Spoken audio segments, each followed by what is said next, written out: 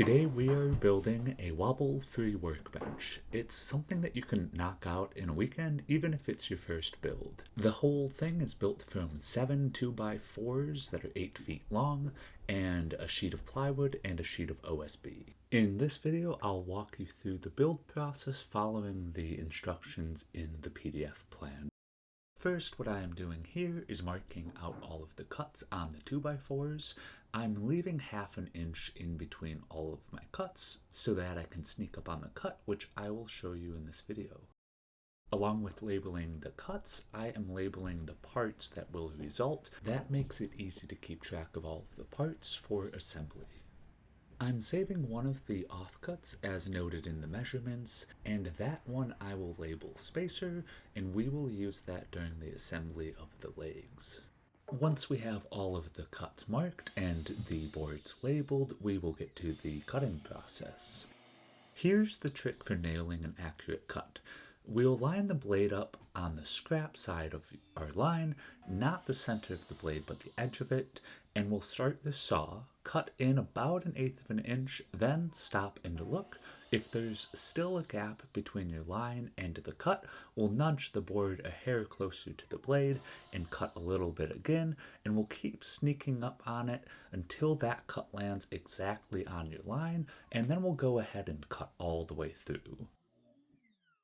Now let's build our 4 legs. Grab your A, B, and C pieces plus the scrap offcut to use as a spacer. Add glue to one side of C and line it up flush with the end of A. Tack it if you have a nailer, or drive the screws in now. Butt your spacer right up against C, add glue to B, push it right up against the spacer, tack it down if you have a nailer, and screw it if you don't.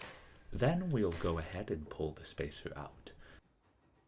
Repeat that 3 more times until you have all 4 legs finished. If you haven't added screws yet, go ahead and add those screws now. Next is the shelf frame. This is what your legs will attach to. On 6 of your E pieces, mark a center line at each end. That's 0.075 inches from the edge. Set 2 of those aside for later. We're going to just use 4 now. On your D pieces, mark lines at the measurements shown in the instructions. Then lay everything out flat, lining up the marks on the E's with the marks on the D's like a ladder shape. You'll want to add glue, then you can nail it to hold it in place and drive screws in to secure the D's into the ends of the E's. It's the same idea for the tabletop as the shelf frame, just different spacing. You'll grab your remaining 4 E's and 2 F pieces. Mark your F pieces at the points shown in the instructions. Lay it out just like before. The 2 E's with end marks go in the middle, and the other 2 go at the very ends of the F's. Add glue, line everything up, tack, and then screw the F's into the E's. Now it's time to bring it all together. Go ahead and lay the shelf frame on its side with the long D edge down. Add glue to the parts of A, B, and C that will touch and wrap around D. Slide those legs onto the ends and use your mallet to hammer them into place. Go ahead and add screws as shown in the instructions, and then stand it upright.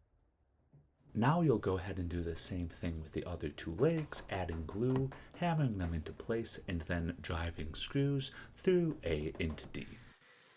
Next, you'll add in the top frame. Add glue to the notch at the top of each leg.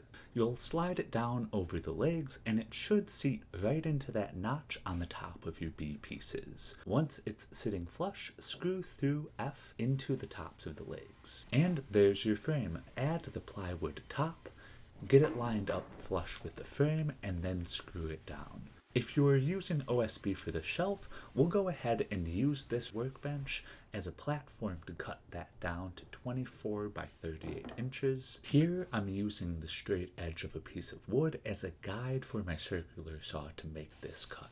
Then we'll slide it into place and screw it into the 2x4 frame underneath. I hope you enjoyed building this workbench as much as I did. If you have any questions or feedback, feel free to send me an email. Thanks.